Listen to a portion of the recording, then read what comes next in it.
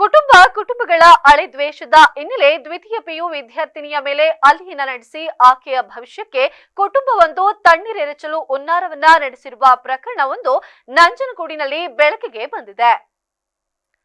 ನೀನು ಓದಬಾರದು, ಮುಂದೆ ಓದಿದ್ರೆ ನಿನ್ನನ್ನ ಮುಗಿಸುವುದಾಗಿ ಬೆದರಿಕೆಯನ್ನ ಹಾಕಿ ವಿದ್ಯಾರ್ಥಿನಿಯ ಮೇಲೆ ಹಲ್ಲೆ ನಡೆಸಿರುವ ಘಟನೆ ನಂಜನಗೂಡಿನ ಕೂಗಳತೆಯ ದೂರದಲ್ಲಿರುವ ಪಾಳ್ಯ ಗ್ರಾಮದಲ್ಲಿ ನಡೆದಿದೆ. ಹಲ್ಲೆಗೊಳಗಾದ ದ್ವಿತೀಯ ಪಿಯು ವಿದ್ಯಾರ್ಥಿನಿ ಪೂರ್ಣಿಮಾ ನಂಜನಗೂಡಿನ ಸರ್ಕಾರಿ ಆಸ್ಪತ್ರೆಯಲ್ಲಿ ದಾಖಲಾಗಿ ಚಿಕಿತ್ಸೆಯನ್ನ ಪಡೆಯುತ್ತಿದ್ದಾಳೆ.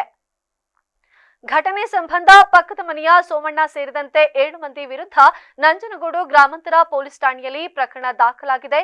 ಪಿಯುಸಿ ಕನ್ನಡ ಪರೀಕ್ಷೆಯನ್ನ ಮುಗಿಸಿ ಮನೆಗೆ ಹಿಂತಿರುಗಿ ಪೂರ್ಣಿಮಾ ಮನೆಯಲ್ಲಿ ಪ್ರಶ್ನೆ ಪತ್ರಿಕೆಯನ್ನ ಕ್ರಾಸ್ ಚೆಕ್ ಮಾಡುತ್ತಿರುವಾಗ ಏಕಾಏಕಿ ದೊಣ್ಣೆಗಳನ್ನ ಹಿಡಿದು ನುಗ್ಗಿದ ಸೋಮಣ್ಣ ಹಾಗೂ ಇತರರು ಹಳೆಯ ದ್ವೇಷವನ್ನ ಮನಸ್ಸಿನಲ್ಲಿ ಇಟ್ಟುಕೊಂಡು ನೀನು ಮುಂದೆ ಓದಬಾರದು ಎಂದು ತಾಕೀತು ಮಾಡಿ ಕಣ್ಣಿಗೆ ಕಾರದ ಪುಡಿಯನ್ನ ಎರಚಿ ಹಿಗ್ಗಾಮುಗ್ಗಾ ಹಲ್ಲೆಯನ್ನ ನಡೆಸಿದ್ದಾರೆ.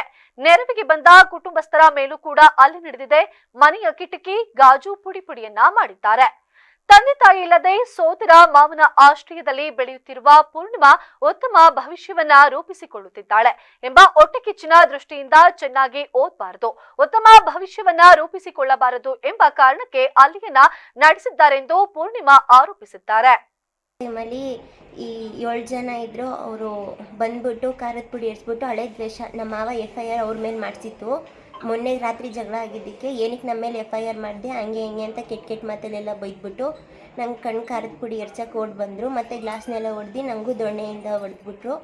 ಆಮೇಲೆ ರಾಮು ಮತ್ತು ಸೋಮಣ್ಣ, ಚೈತ್ರ, ಅನಿತಾ, ರೇಖಾ, ಮಂಜಾ, ಚಂದ್ರಮ್ಮ ಇವರೆಲ್ಲರೂ ಬಂದು ಹೊಡೆದು ಏನಕ್ಕೆ ನೀನು ಓದಬೇಡ, ನೀನೇನು ಓದಬೇಡ, ನೀನು ಓದಿದ್ದು ಸಾಕು, ಮನೇಲೇ ಇರು, ನೀನೇನಾದರೂ ಈಚೆ ಎಲ್ಲಾದರೂ ಹೊರಗಡೆ ಕಾಣಿಸ್ಕೊಂಡ್ರೆ ನಿನಗೆ ಲಾರಿ ಹತ್ತಿಸ್ತೀನಿ, ಬಸ್ ಹತ್ತಿಸ್ತೀನಿ, ಏನು ಮಾಡಬೇಡ, ಏನು ಓದಬೇಡ, ನಮ್ಮ ವಂಶವ್ರು ಮಾತ್ರ ನಾವು ಓದಬೇಕು, ನೀವೇನು ಓದೋದು ಬೇಡ, ಏನು ಬೇಡ ಅಂತ ಕೆಟ್ಟ ಮಾತೆಲ್ಲ ಬೈದು ನಮ್ಮ ಅಮ್ಮನೂ ತೀರೋಗಿದ್ದಾರೆ, ಅವ್ರ ಬಗ್ಗೆನೂ ಕೆಟ್ಟ ಮಾತೆಲ್ಲ ಬೈದಿದ್ದಾರೆ. ಆಮೇಲೆ ಅದು ಇದು ಅಂತ ಕೆಟ್ಟಾಗಲೆಲ್ಲ ಕಾಮೆಂಟ್ ಮಾಡ್ತಾರೆ, ಮತ್ತು ಕೆಟ್ಟಾಗಲೆಲ್ಲ ಬೈತಿರ್ತಾರೆ. ಯಾವಾಗ ಸಿಕ್ಕಿದ್ರು ಎಲ್ಲಿ ಸಿಕ್ಕಿದ್ರು. ಮಂಗಳವಾರ ಗಲಾಟೆ ಆಗಿತ್ತು ಸರ್. ಮಂಗಳವಾರ ಸಾಯಂಕಾಲ 7 ಗಂಟೆಯಲ್ಲಿ ಗಲಾಟೆ ಆಗಿತ್ತು ಸರ್. ಗಲಾಟೆಯಾಗಿ ಗದ್ದೆ ನೀರು ತಿರ್ಸಕ್ಕೆ ಹೋಗಿದ್ದ ಹುಡುಗನ ಹತ್ರ ಗಲಾಟೆ ಮಾಡಿದರು. ಗಲಾಟೆ ಮಾಡಿದಾಗ ಆಯಿತು ಬಪ್ಪ ಅಂತ ಅಂದ್ಬಿಟ್ಟು ಸುಮ್ಮನೆ ನಾನೇ ಕರ್ಕೊಂಡ್ಬಂದೆ. ಹೊಡೆದ್ಬಿಟ್ರು. ಹೊಡೆದ ತಕ್ಷಣ ಬಂದು ಗೌರ್ಮೆಂಟ್ ಹಾಸ್ಪಿಟ್ಲಿಗೆ ಅಡ್ಮಿಂಟ್ ಅದ ನಮ್ಮ ಯೋಗೇಶ ನನ್ನ ಮಗ. ಅವ್ನು ಬಂದು ಅಡ್ಮಿಂಟ್ ಆಗಿಬಿಟ್ಟು ಪುನಃ FIR ಆಗಿತ್ತು ಸರ್. FIR ಆಗಿಬಿಟ್ಟು ರೆಡಿ ಮಾಡಿಬಿಟ್ಟು ಮನೆಗೆ ಹೋದವು ಸರ್. ಮನೆಗೆ ಹೋಗ್ಬಿಟ್ಟು ಪುನಃ MLA FIR ಕೊಟ್ಟಿದ್ದೀರಾ, ಗಲಾಟೆ ಮಾಡ್ತಿದ್ದೀರಾ, ಇದೆಲ್ಲ ಮಾಡಿದ್ದೀರಾ ಅಂತ ಅವ್ರು ಅವೇ ಕೋಶ ಮಾಡಿಕೊಂಡು ಮನೆ ಮುಂದೆ ಬಂದು ಗಲಾಟೆ ಮಾಡೋದು ಸರ್. ನಿನ್ನೆ ಮಾಡಿದವ ಮನೆಗೆ ಬರ್ತಾಯಿದ್ದ. ಇವ್ನು ಕೊಳೆ ಮಾಡಬೇಕು, ಇವ್ನು ಕತ್ತರಿಸಾಕಬೇಕು, ಇವ್ನು ಮನೇಲಿ ಮಾಡಲೇಬಾರ್ದು ನೋಡಿ. ಈ ದಿನ 2 ದಿನ ಕಳೆದಿದೆ ಕೃತ್ಯ ನಡೆದು.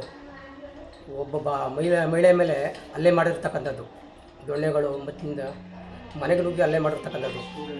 ಇವತ್ತು ಕಂಡು ಪೊಲೀಸ್ ಇಲಾಖೆಯವರು ಇಲ್ಲಿ ಬಂದು ಏನಾಗಿದೆ ಅಂತ ಕೇಳವ್ರೆ. ಅಂದರೆ ಇವ್ರು ಕೊಟ್ಟಂತ ಹೇಳಿಕೆ ಪಡೆದಿಲ್ಲ.